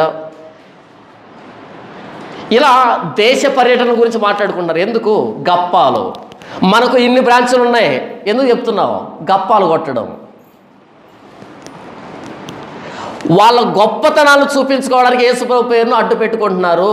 యెరూషలేం ప్రవక్తలు గప్పాలు కొట్టువారు, విశ్వాసఘాతకులు. తర్వాత పదం విశ్వాసఘాతుకం అంటే దేవుడు ఎందుకు విశ్వాసం లేదు, కేవలం పొట్టకూటి కోసం మాత్రమే ప్రవక్త అనే పేరు తగిలించుకున్నారు తప్ప వాళ్ళు కనే కళలు కానీ, వాళ్ళు చెప్పే దర్శనాలు కానీ, వాళ్ళు చెప్పే ప్రవచనాలు కానీ దేవుడు చెప్పిన మాటలు కాదు, వాళ్ళు కల్పించి చెబుతున్నటువంటి మాటలు. యెరూషలేం ప్రవక్తలు గప్పాలు కొట్టువారు. తరువాత దాని యాజకులు ధర్మశాస్త్రం నిరాకరించి ప్రతిష్ఠిత వస్తువులను అపవిత్రపరుచురు. యాజకులు అంటే నేను పాపిని ఎవడైనా బలిని తీసుకుని వస్తే బలి అర్పించి ఆ వ్యక్తిని పరిశుద్ధుడిగా మార్చాల్సినటువంటి యాజకులు ధర్మశాస్త్రాన్ని నిరాకరిస్తున్నారంట, ధర్మశాస్త్రాన్ని త్రోసిపుస్తున్నారంట. పవిత్రమైన వస్తువుల్ని వీళ్ళే అపవిత్రం చేస్తున్నారంట. పరిపాలన చేయవలసిన రాజే గర్జించే సింహంలాగా ఉంటే, న్యాయం చెప్పాల్సిన న్యాయాధిపతే తోడేలాగా భక్షిస్తూ ఉంటే, దేవుని మాటలు చెప్పాల్సినటువంటి ప్రవక్తే గొప్పలు చెప్పుకుంటూ ఉంటే, యాజకుడు పరిశుద్ధపరచాల్సినటువంటి యాజకుడే ధర్మశాస్త్రాన్ని నిరాకరిస్తే, వాడే అపవిత్రం చేస్తే ఇక ప్రజలు ఎలాగుంటారు? ప్రశ్న మరొకసారి. రాజు సింహంలాగా దొరికినట్టు తింటున్నాడు, న్యాయాధిపతి తోడేల్లాగా ఏమి మిగలకుండా భక్షిస్తున్నాడు, తోడేల్లాగా ప్రవక్త గప్పాలు కొట్టుకుంటున్నాడు, దేవుని మాటలు పక్కన పెట్టి ఈయన గొప్పలు చెప్పుకుంటున్నాడు, యాజకుడు ధర్మశాస్త్రాన్ని నిరాకరించి పవిత్రమైన వస్తువులే ఈయన అపవిత్రం చేస్తున్నాడు. మరి ప్రజలు ఎలాగుంటారు? ప్రజలు పూర్తిగా చెడిపోయారు. ధర్మశాస్త్రాన్ని ప్రకటించాల్సిన యాజకుడే చెడిపోతే ఇక ప్రజలకు ధర్మశాస్త్రం ఎక్కడి నుంచి వస్తుంది? వాక్యాన్ని బోధించే నేనే అక్రమ సంబంధం పెట్టుకుంటే మీకేం చెప్తాను చెప్పండి? వాక్యాన్ని ప్రకటించే నేనే లంచం తీసుకుంటే, డబ్బు తీసుకొని న్యాయాన్ని అన్యాయంగా మారిస్తే మరి మీకేం బోధిస్తాను? వాక్యాన్ని బోధించే నేనే పాపం చేస్తే మరి మీకేమని ప్రకటిస్తాను? మీకు తమాషా చెప్పమంటారా? మొదటి భార్యకు విడాకులు ఇచ్చి రెండవ భార్యను పెళ్లి చేసుకున్నటువంటి పాస్టర్లు పెద్ద పాస్టర్లుగా చలామణి అవుతున్నారు క్రైస్తవ్యంలో. రెండోసారి చెబుతాను, చాలా జాగ్రత్త వినండి. మొదటి భార్య బ్రతికుండగానే మొదటి భార్యకు విడాకులు ఇచ్చి బిడ్డను వెళ్ళగొట్టి రెండో భార్యను పెళ్లి చేసుకొని పెద్ద పాస్టర్గా చలామణి అవుతున్న వాళ్ళు క్రైస్తవులు ఉన్నారు. ఇంకా సహిస్తున్నారు క్రైస్తవులు. ఎంత భ్రష్టు పట్టిపోయింది కదా క్రైస్తవ సమాజం. ఏకపత్ని పురుషుడు ఒకే భార్యని పెళ్లి చేసుకుని ఉండాలి, రెండవ భార్యని పెళ్లి చేసుకుంటే బోధకుడిగా ఉండడానికి వీలు లేదు అని బైబిల్ చెబితే, ఏకపత్ని పురుషుడు అంటే ఏకపత్ని అంటే ఒకే భార్యని పెళ్లి చేసుకోవాలి. ఈరోజు మొదటి భార్యకు విడాకులు ఇచ్చి పిల్లలను పంపివేసి రెండవ భార్యని పెళ్లి చేసుకొని పెద్ద పెద్ద పాస్టర్గా చలామణి అవుతున్నారు. భార్యని పెట్టుకొని కూడా ఉంపుడు గతులు పెట్టుకున్నటువంటి వాళ్ళు పాస్టర్గా చలామణి అవుతున్నారు. ఎక్కడికి వెళ్తే అక్కడ వ్యభిచారం యథేచ్ఛగా చేస్తున్న వాళ్ళంతా పాస్టర్గా చలామణి అవుతున్నారు. అసలే పెళ్లి చేసుకోకుండా వ్యభిచారం మీద బ్రతుకుతున్న వాళ్ళు పాస్టర్గా ఉన్నారు. 30 సంవత్సరాల వయసు వచ్చినా పెళ్లి చేసుకోకుండా పాస్టర్గా చలామణి అవుతున్న వాళ్ళు ఉన్నారు. భ్రష్టు పట్టిపోయిన క్రైస్తవ సమాజం. బైబిల్ చదివితే కదా తేడాలు అర్థమవుతాయి. ఈ 30 సంవత్సరాలు పెళ్లి చేసుకోకుండా పరిచయం చేస్తున్నాడు కదా, ఆయన చర్చికి వెళ్ళే అమ్మాయిలంట నన్ను చూస్తాడేమో అని వెళ్తున్నారంట. రెండోసారి చెప్తున్నా, చాలా జాగ్రత్తగా వినండి. ఆ పాస్టర్ గారు నన్ను చూస్తాడేమో అని ఈవిడ డ్రెస్ చేసుకుంటే, లేదు నన్ను చూడాలని ఈవిడ డ్రెస్ చేసుకుంటే, లేదు నన్నని ఇంకొక ఆవిడ రెడీ అయ్యి వెళ్తున్నారు. ఎవరిది పాపం? వాళ్ళదా? ఈ దరిద్రుడిదా? ఎవరిది పాపం? పెళ్ళి చేసుకుని సేవకు వచ్చుంటే ఇలా జరిగేది కాదు కదా. ఈరోజు పాస్టర్లు ఉన్నారు, పాస్టర్ల కొడుకులు ఉన్నారు. వాళ్ళు వేదిక మీదకి వస్తే వేదిక మీద ఉన్నది మహేష్ బాబా లేకపోతే పాస్టర్ కొడుక? కన్ఫ్యూజ్ అయ్యే పరిస్థితి. అంత అందంగా ఉన్నారు. ఈ అబ్బాయిని బుట్టలో పడేయడానికి ఎంతమంది అమ్మాయిలు క్యూ కడుతున్నారు తెలుసా? ఈ పాపం ఎవరిది చెప్పు? నీ కొడుకు కంటే ఎక్కువ వయసులో ఉన్న పిల్లలు ఉన్నారు కదా, వాళ్ళని ఎక్కించు వేదిక మీదకి. అలా ఎక్కించడు, వీళ్ళ కొడుకే ఎక్కాలి. వీడు హీరోలాగా ఎక్కుతాడు. వీడిని ఆకర్షించడానికి ఇటువైపు కొన్ని వందల మంది అమ్మాయిలు, ఎన్ని లవ్ లెటర్లు, ఎన్ని ఫోన్లు, ఎంత వ్యభిచారం, మానసిక వ్యభిచారం జరుగుతుంది తెలుసా? తరువాత వీడి కూతుర్ని వేదిక ఎక్కిస్తాడు. ఈ పాప చాలా అందంగా ఉంటుంది. ఎంతమంది అబ్బాయిలు? భ్రష్టు పట్టిపోయినటువంటి క్రైస్తవ్యం భ్రష్టు పట్టిపోయింది, మలినం అయిపోయింది. ధర్మశాస్త్రాన్ని ప్రకటించి పరిశుద్ధంగా మార్చాల్సిన యాజకుడే పవిత్రమైన వాటిని అపవిత్రంగా మారుస్తూ ఉంటే ఇక ప్రజలేమి నేర్చుకుంటారు? యాజకుని పెదవుల మీద నుంచి ధర్మశాస్త్రాన్ని వినాలి ప్రజలు. నేను పాస్టర్నండి, నా భార్య ఎందుకు ఇక్కడ వేదిక మీద? నా భార్యకి ఎందుకు ఎక్కుతుంది? నా కూతురు ఎందుకు వస్తుంది ఇక్కడికి? నా కొడుకు ఎందుకు వస్తాడు ఇక్కడికి? ఒకవేళ నా కొడుకు పరిచయం చేయాలంటే వాడు పెళ్లి చేసుకొని వాడు మొదట మారు మనసు పొంది, వాడు మొదట పాపక్షమాపణ పొంది, ప్రభువైన యేసుక్రీస్తు రక్షణ పొంది పెళ్లి చేసుకొని నా ఎదుట నిరూపించబడితే, వీడు సేవకు పనికోసం నిరూపించబడితే, ఆ లక్షణాలు కనబడితే అప్పుడు వేదిక ఇస్తా. నేను చెప్తున్నా, రాసి పెట్టుకోండి. నా కొడుకుని పొరపాటును కూడా ఇవ్వని అవకాశం. నాకు 2 ఛానళ్ళు ఉన్నాయి. నా 2 ఛానల్లో నా కొడుకుని కూతురు చూపించవచ్చు. నేను నా కొడుకు దగ్గర ఒక పాట పాడించి యూట్యూబ్లో పెట్టచ్చు, నా కూతురు దగ్గర ఒక పాట పాడించి యూట్యూబ్లో పెట్టచ్చు. అందరికి పరిచయం అవుతారు. వాడు పెద్దోడు అయ్యేటప్పటికే పెద్ద స్పీకర్ అయిపోతాడు. ఎందుకంటే జాన్పాలన్న కొడుకని నాకు తెలీదా? వాడు మొదట నాకు నిర్ధారణ కావాలి, వీడు పాప క్షమాపణ పొందాడు, నిజంగా మారు మనసు పొందాడు, నిజంగా సేవకు పనికి వస్తాడు, నాకు నిర్ధారణ కావాలి. నాకు నిర్ధారణ కాకపోతే కాళ్ళు పట్టుకుని ప్రతిమలన్నీ ఇవ్వను వేదిక. నీకు ఈ మాత్రం కూడా తెలివి లేదా? నీ కూతుర్లు 7 సంవత్సరాలు, 8 సంవత్సరాలు, 9 సంవత్సరాల కూతుర్లు వేదిక మీద ఏం పని వాళ్ళకి? వాళ్ళ సెలబ్రిటీలా? నీ భార్య సెలబ్రిటీనా? కూతురు సెలబ్రిటీనా? కొడుకు సెలబ్రిటీనా? భ్రష్టు పట్టిపోయినటువంటి క్రైస్తవ వ్యవస్థ. ప్రవక్తలు గప్పాలు కొట్టుకుంటున్నారు, యాజకులు ధర్మశాస్త్రాన్ని అతిక్రమించారు. దేవుడు ఉగ్రతని కుమ్మరించడానికి సిద్ధంగా ఉన్నాడు. ఏం చేయాలి ఆయనక? వాక్యం లేదు, ప్రాస్పరిటీ గాస్పుల్. ఎంతసేపు ఉన్నా సరే దేవుడు దీవిస్తాడు, ఆశీర్వదిస్తాడు, దేవుడు దీవిస్తాడు, ఆశీర్వదిస్తాడు. ఏమి లేదా బైబిల్లో? ఏ గ్రంథం తీసుకున్నా సరే దేవుడు దీవిస్తాడు, ఆశీర్వదిస్తాడు. ఎందుకు దీవిస్తాడు? నా బ్రతుకు బాగలేదే, ఎందుకు దీవిస్తాను నన్ను? నీ బ్రతుకు బాగలేదు, ఎందుకు దీవిస్తాను నిన్ను? నీకు ఏమీ లేకుండా చేసినా సరే ఇంకా దరిద్రంగా పాపం చేస్తున్నావే, నీకు ఇంకా ఏదైనా ఇస్తే ఇంకెంత పాపం చేస్తావు? ఆరోగ్యం లేకుండానే, పరిస్థితులు బాగలేకుండానే ఇన్ని పాపాలు చేస్తున్నావే, ఇంకా నిన్ను దేవుడు దీవిస్తే ఇంకెంత పాపి అవుతావు? దేవుడు నిన్ను దీవిస్తాడని బైబిల్ చెప్పలే, కొత్త నిబంధన చెప్పలే. కొత్త నిబంధన ఏం చెప్పిందంటే మారు మనసు పొందు అని చెప్పింది. ప్రభువైన యేసుక్రీస్తు శిలువను అంగీకరించని చెప్పింది. పాపాలు ఒప్పుకో అని చెప్పింది. ప్రభువైన యేసుక్రీస్తు రక్తంలో కడగబడని చెప్పింది. పరిశుద్ధుడిగా మారు అని చెప్పింది. యేసు ప్రభు లాగా తయారు కావాలని చెప్పింది. ఈరోజు ఏం చెప్తున్నా, చర్చకు వస్తుంటే నీకు దేవుడు ఇస్తాడు, నీకు దేవుడు ఇస్తాడు, నీకు దేవుడు ఇస్తాడు. ఎందుకు ఇస్తాడు? కష్టపడు, నీ చేతులతో కష్టపడు, పని చేయి, సంపాదించు, నీవు కష్టపడిన భోజనం తిను. కష్టపడడానికి ఒళ్ళు బద్ధకం. మనకేం కావాలి? ఫ్రీగా దొరకాలి. పాస్టర్ల వేటంతా ఎక్కడికి వెళ్తే డబ్బు వస్తుంది, విశ్వాసుల వేటంతా ఫ్రీగా ఎలా? అన్నీ కలిసి వస్తాయి. మీకు తెలుసా, చర్చికి వెళ్తున్న 50% మందిలో అప్పు చేసి బ్రతికే వాళ్ళు ఎక్కువ మంది ఉంటారు. ఎవరిని అప్పు అడగాల, ఎంత అప్పు అడగాల, అప్పుల మీద బ్రతికే వాళ్ళు 50% మంది క్రైస్తవ్యంలో. చేతులతో పనిచేయడం బద్ధకం. బైబిల్ అలా నేర్పించలే. నీ చేతులతో కష్టపడి తినాలి అని బైబిల్ చెప్పింది. ఎవరి దగ్గరికి వెళ్ళి అప్పు తీసుకోవాలి? అప్పుల మీద బ్రతికే వాళ్ళు ఎంతమందో, సేవకులతో సైతం. అక్కడ వెళ్ళి 1 లక్ష రూపాయలు, ఇక్కడ వెళ్ళి 1 లక్ష రూపాయలు, వాడి తెలియకుండా వీడి దగ్గర, వీడి తెలియకుండా వాడి దగ్గర అప్పులతోనే కాలం గడుపుతున్నటువంటి క్రైస్తవులు. వీళ్ళంతా క్రైస్తవులేనా? సోమరిపోతులు, బద్ధకస్తులు. యాజకుడు ధర్మశాస్త్రం నిరాకరించి ప్రతిష్ఠిత వస్తువులను అపవిత్రపరుతురు. 5వ వచనం చూడండి. అయితే న్యాయము తీర్చు యెహోవా దాని మధ్య ఉన్నాడు. ఇది మన సమస్య. మనం ఎన్ని నాటకాలు వేసినా చెల్తుంది కానీ, అయితే న్యాయం తీర్చు యెహోవా దాని మధ్య ఉన్నాడు. ఇది మన సమస్య. మన దేవుడు మన పాపాలను క్షమించడానికి ప్రాణం పెట్టిన యేసు ప్రభు. ఆయన ఎదురుగా నాటకాలు వేస్తున్నాం. జాగ్రత్త, అస్సలు వదిలిపెట్టడు. గాజాలో అక్రమం జరిగితే వాళ్ళ మధ్యలో దేవుడు లేడు. అక్కడ వాళ్ళు పెట్టుకున్నది విగ్రహాలు. మోయాబులో అన్యాయం జరిగితే వాళ్ళు విగ్రహాలు పెట్టుకున్నారు. చుట్టుపక్కల రాజ్యాల వాళ్ళు తప్పు చేస్తే విగ్రహాలు అవే. కానీ యెరూషలేములో తేడా వస్తే యెహోవా దాని మధ్య ఉన్నాడు. ఈరోజు క్రైస్తవ్యంలో ఎక్కడ 2-3 కూడతారో వారి మధ్య నేను ఉంటానని యేసు చెప్పాడు కదా. మరి క్రైస్తవ్యంలో అన్యాయం జరుగుతూ ఉంటే ఆయన ఊరకే చూస్తాడు అనుకుంటున్నారా?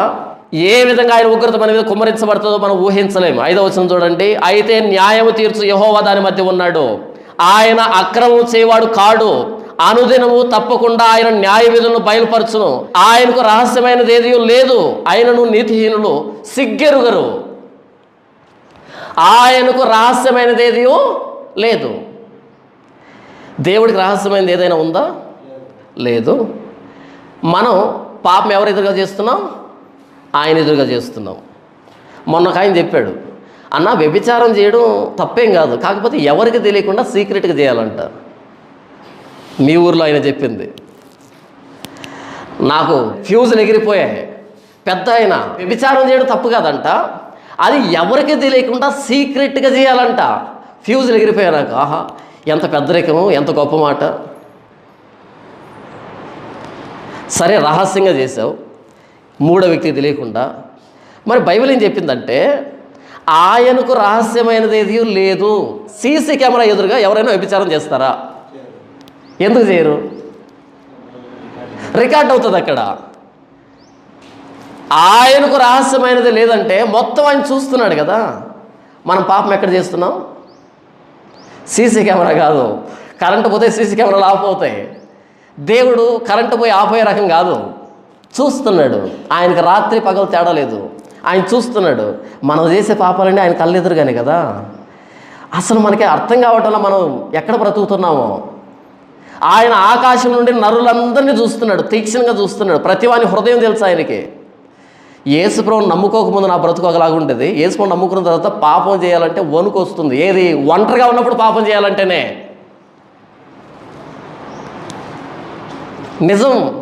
ఒంటరిగా ఉన్నప్పుడు, నేను ఒక్కనే ఉన్నప్పుడు, అర్ధరాత్రి 12 అప్పుడు, ఎవరు లేనప్పుడు ఏదైనా ఒకటి చూడాలంటే భయం వేస్తుంది. కారణం ఏంటో తెలుసా? నిజమే, ఎవరు లేరు పక్కన. మరి ఆయన, మనం ఎవరికి భయపడతాం?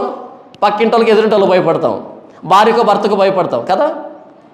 భయపడాల్సింది ఆయన. ఆయనకు భయపడాలి. ఆయన ఎదురుగా దొంగ లెక్కలు రాసి, ఆయన ఎదురుగా రాజకీయాలు చేసి, ఆయన ఎదురుగా కుళ్ళు కుతంత్రాలు చేసి, ఆయన ఎదురుగా వ్యభిచారాలు చేసి, ఆయన ఎదురుగా పోరంపోక పనులన్నీ చేసి నన్ను ఎవరు చూడలే, అబ్బే ఎవరు చూడాల నన్ను, ఎంత తెలివో నాది, నీకంటే పిల్లి నయం కదా.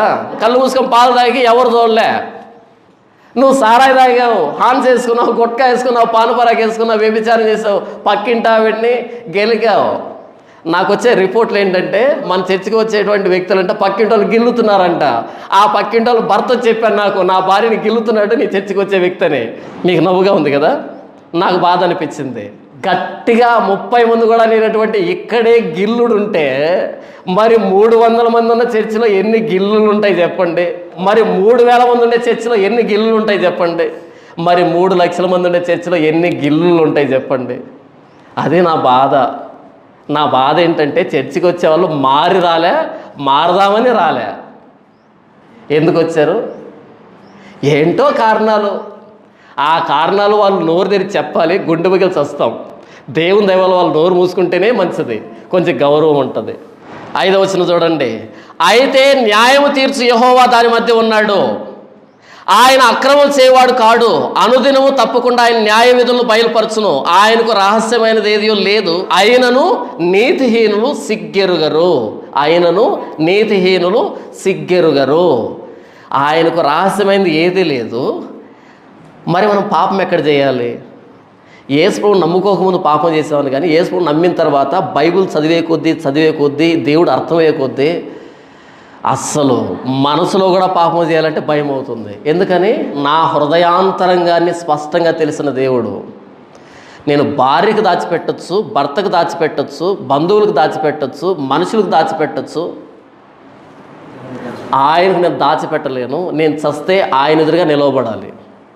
నేను చచ్చిపోయాను అనుకో, పెద్ద తీవ్రవాదిని, నేను చచ్చిపోయాను అనుకో, మీకు కనపడకుండా పోతాను, కానీ ఆయన కనపడతానే, ఆయన ఎదురుగా నిలవబడతానే.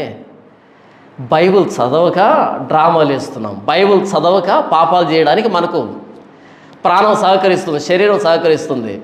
నిజంగా బైబిల్ చదివితే నీ శరీరం పాపం చేయడానికి సహకరించదు. రాసిపెట్టుకో. నిజంగా నువ్వు బైబిల్ చదివితే, నిజంగా నీకు బైబిల్ అర్థమైతే, నిజంగా దేవుడు నీకు అర్థమైతే వ్యభిచారం చేయడానికి నీ శరీరం సహకరించదు. అయితే న్యాయము తీర్చు యెహోవా దాని మధ్య ఉన్నాడు. మనం అన్ని జనులు అంటే తమాషాలు చేసేదానికి అవకాశం ఉంది. మనం యేసుప్రభువుని నమ్ముకున్నాం, ఆయన ప్రాణత్యాగాన్ని అంగీకరించామని చెప్పుకుంటున్నాం. మనం తమాషాలు చేస్తే ఊరకే వదిలిపెట్టాడు. ఆయన సిలువ మీద వేలాడేది ఎంత ప్రేమో, మనల్ని వేలాడదీస్తాడు, అంత కోపం ఆయనకి. మన పాపాల కోసం సిలువలో వేలాడాడు, అది నిజం, అది ప్రేమ. మనం మారకపోతే ఆయన ప్రాణత్యాగాన్ని వెక్కిరిస్తే మనల్ని వేలాడదీస్తాడు. మటన్ కొట్లో మేకను వేలాడదీస్తాడు చూస్తారా, అలా వేలాడదీస్తాడు. 6వ వచనం చూడండి. నేను అన్యజనులను నిర్మూలన చేయగా వారి కోటలు పాడగును, ఒకడైనను సంచరింపకుండా వారి వీధులను పాడు చేసి ఉన్నాను. జనము లేకుండాను వాటి ఎందెవరును కాపురం ఉండకుండాను వారి పట్టణమును లయపరిచిన వాడు నేనే.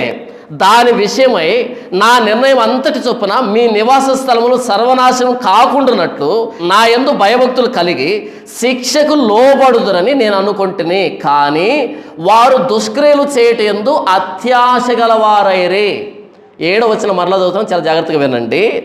దాని విషయమై నా నిర్ణయం అంతటి చొప్పున మీ నివాస స్థలములను సర్వనాశము కాకుండానట్లు, మీ నివాస స్థలాలు సర్వనాశం కాకుండా ఉండాలని నా యందు భయభక్తులు కలిగి శిక్షకు లోబడుదురని నేను అనుకుంటుని. కానీ వారు దుష్క్రియలు చేయట యందు అత్యాశ గలవారైరే.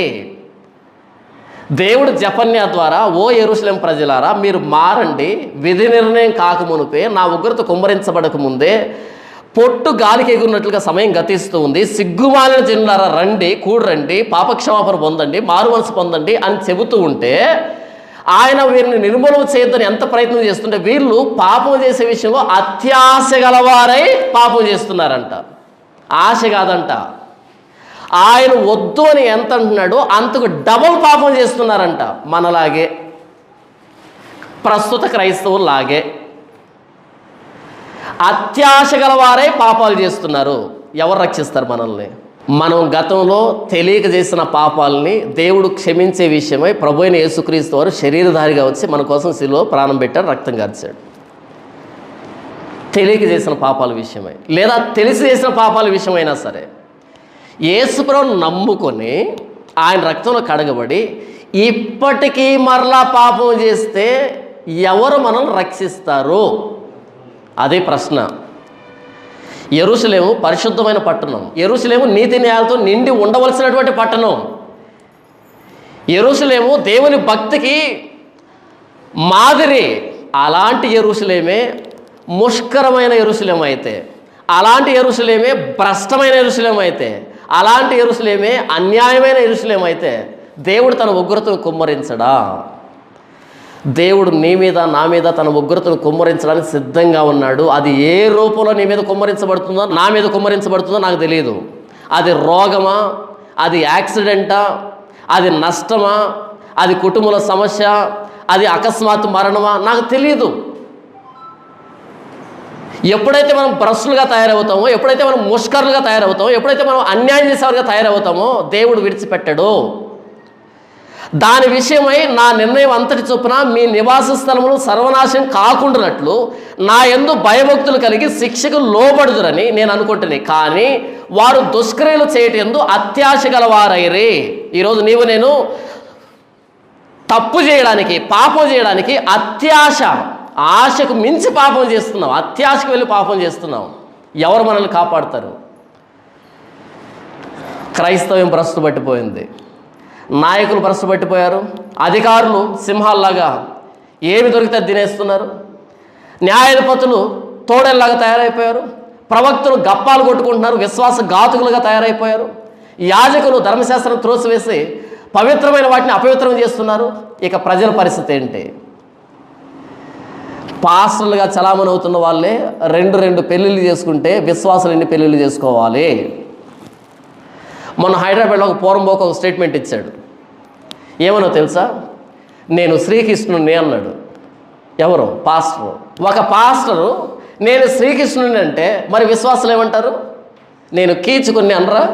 పాస్టర్లే ధనాపేక్ష ఉండకూడదు, సంతుష్టి సహితమైన దైవభక్తి గొప్ప లాభసాధనం చెప్పవలసినటువంటి దైవజనులే గూగుల్ పే వేయండి, ఫోన్పే వేయండి, అకౌంట్కి వేయండి, దశంభాగ్యం ఇవ్వండి, కానుకలు ఇవ్వండి, కృతజ్ఞత అర్పణ, ప్రథమ ఫల అర్పణ, శ్రేష్టమైన కానుక, ఏంటేంటో కానుకలు ప్రవేశపెడితే మరి విశ్వాసులు ధన పిశాచాలు అవుతారు. ధన పిశాచాలు అవుతారు. అవునా? పాస్టరే 2 పెళ్ళిళ్ళు చేసుకుంటే విశ్వాసే నంబర్ ఉండదు, ఇక వెళ్ళిపోతూ ఉంటుంది అంతే. ఎప్పుడైతే యాజకుడు ధర్మశాస్త్రాన్ని త్రోసిపుచ్చుతాడో వాడు యాజకుడు కాడు. ఎప్పుడైతే ప్రవక్త గప్పాలు కొట్టుకుంటాడో వాడు ప్రవక్త కాడు. ఎప్పుడైతే న్యాయాధిపతి లంచంకి ఆశపడతాడో వాడిక దేవుణ్ణి, న్యాయాన్ని సమాజానికి పంచలేడు. చివరిగా నేనేం చెప్తున్నాను అంటే, పరిశుద్ధ మార్గాన్ని ప్రపంచానికి పరిచయం చేయవలసినటువంటి క్రైస్తవ్యమే భ్రష్టు పట్టిపోతే ఇక ఈ ప్రపంచానికి యేసుప్రభుని ఎవరు చూపెడతారు? యేసుప్రభును ప్రకటించే పాస్టర్లే 2 పెళ్ళిళ్ళు చేసుకుంటే, యేసుప్రభును ప్రకటించే సేవకులే వ్యభిచారం చేస్తే, యేసుప్రభును ప్రకటించే సేవకులకే ధనపిచ్చి బట్టి చస్తూ ఉంటే, ఏ వేదిక మీద నుంచి అయితే వాక్యం వినపడాలో ఆ వేదిక మీద లిప్స్టిక్ వేసుకున్న పెదాలు కనపడుతూ ఉంటే, సింగారించుకున్న ముఖాలు కనపడుతూ ఉంటే, అలంకరించుకున్న ఒళ్ళు కనపడుతూ ఉంటే ఇక పరిశుద్ధత ఎక్కడ దొరుకుతుంది? మారు మనసు ఎప్పుడు వస్తుంది? మారు మనసు ఎలా వస్తుంది? నిజంగా వాక్యం ప్రకటించబడినప్పుడు వ్యక్తిలో మారు మనసు వస్తుంది. కానీ సింగారించబడిన స్త్రీ వేదిక మీద ఉంటే మారు మనసు ఎందుకు వస్తుంది? ఉన్న పరిశుద్ధత పోయి పాపానికి లోనవుతాం. బయటికి చెప్పం, లోపల ఆంతరంగికంగా వ్యభిచారం జరుగుతుంది. నేనేం చెప్పాను ఇంతవరకు అంటే, భ్రష్టు పట్టింది క్రైస్తవ సమాజం. సేవకుడని లేదు, విశ్వాసం లేదు. చిన్న ఉదాహరణ ఏంటంటే, ఈ వారం అంతట్లో మీరు బైబిల్ చదవటంలే, పాస్టర్నైనా నేను బైబిల్ చదవటంలే. ఇక మనలో పరిశుద్ధత ఎక్కడి నుంచి వస్తుంది? దేవుని చిత్తం మనలో ఎలా నెరవేరుతుంది? ఈ బైబిల్ చదవకుండా పరిశుద్ధత నీకు నాకు అబ్బదు. ఈ బైబిల్ చదవకపోతే నీవు నేను క్రైస్తవులు కాలేము. సంవత్సరం అంతా స్కూల్కి వెళ్ళాడు కానీ చదవలే, 10th క్లాస్ పాస్ అవుతాడా? కాపీలు ఇచ్చినా సరే ఏ ప్రశ్న కూడా తెలియదు వాడికి.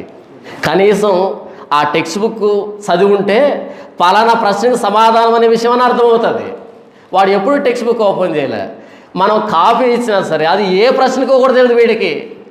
కర్మ. అలాగే ఈరోజు క్రైస్తవ్యం చేతిలో బైబిల్ ఉంది తప్ప ఈ బైబిల్ ధ్యానించేవాళ్ళు లేడు, చదివేవాళ్ళు లేడు. కారణం చేత ఈరోజు పాస్టర్లు సింహాల్లాగా, తోడేళ్ళలాగా గప్పాలు కొట్టుకుంటూ ధర్మశాస్త్రాన్ని నిరాకరించి వారికి ఇష్టం వచ్చినటువంటి డ్రామాలన్నీ వేస్తున్నారు. క్రైస్తవ్యం ముష్కరమైంది, క్రైస్తవ్యం భ్రష్టు పట్టింది, క్రైస్తవ్యం అన్యాయానికి లోనైంది, క్రైస్తవ్యం దేవుని మాట వినటం లేదు, క్రైస్తవ్యం దేవుని ఎందుకు విశ్వాసం ఉంచట్లేదు, క్రైస్తవ్యం దేవుడు చూస్తున్నాడని విచక్షణ కోల్పోయి యథేచ్ఛగా పాపం చేస్తుంది, బహిరంగంగానే పాపం చేస్తుంది, పాస్టర్తో సహా కలిపి. ప్రభు అయిన యేసుక్రీస్తు వారు శిలువ మీద ప్రాణం పెట్టింది దేనికి అంటే భ్రష్టులుగా ఉన్న మనల్ని భక్తిపరులుగా చేయడానికి, ముష్కరులుగా ఉన్న మనల్ని మాలిన్యం లేనివారుగా చేయడానికి, మాలిన్యం లేనివారుగా చేయడానికి. ప్రభు అయిన యేసుక్రీస్తు వారు శిలువలో ప్రాణం పెట్టాడు. ఎంత ప్రేమ ఉందో! ఆ శిలువ త్యాగాన్ని వెక్కిరించేటట్టుగా బ్రతికితే ఆయన విరుచుకు పడతాడు. ఆయన ప్రేమస్వరూపు అయితే ఆయనకు కోపం కూడా ఉంటుంది ఆ ప్రేమను అంగీకరించకపోతే. కాబట్టి ఆయన పాపాన్ని ఉపేక్షించడు. జపన్య ద్వారా చెప్పబడింది, క్రైస్తవం భ్రష్టు పట్టింది, ముష్కరమైంది, అన్యాయం చేస్తుంది. ఇందులో నుంచి మనమైనా బయటకు వద్దాం, దేవుని దగ్గరకు వద్దాం, దేవుని మాటలు విందాం, దేవునికి లోపడదాం, మన పాపాలను ఒప్పుకుందాం, విడిచిపెడదాం. అందరితో పాటు నరకానికి వెళ్లకుండా ఇరుకు మార్గంలో, జీవ మార్గంలో ప్రభు అయిన యేసుక్రీస్తు వారి దగ్గరికి, పరిశుద్ధమైన లోకానికి వెళ్దాం. సదాకాలం మన ప్రభు అయిన యేసుక్రీస్తు వారితో పాటు ఉందాం.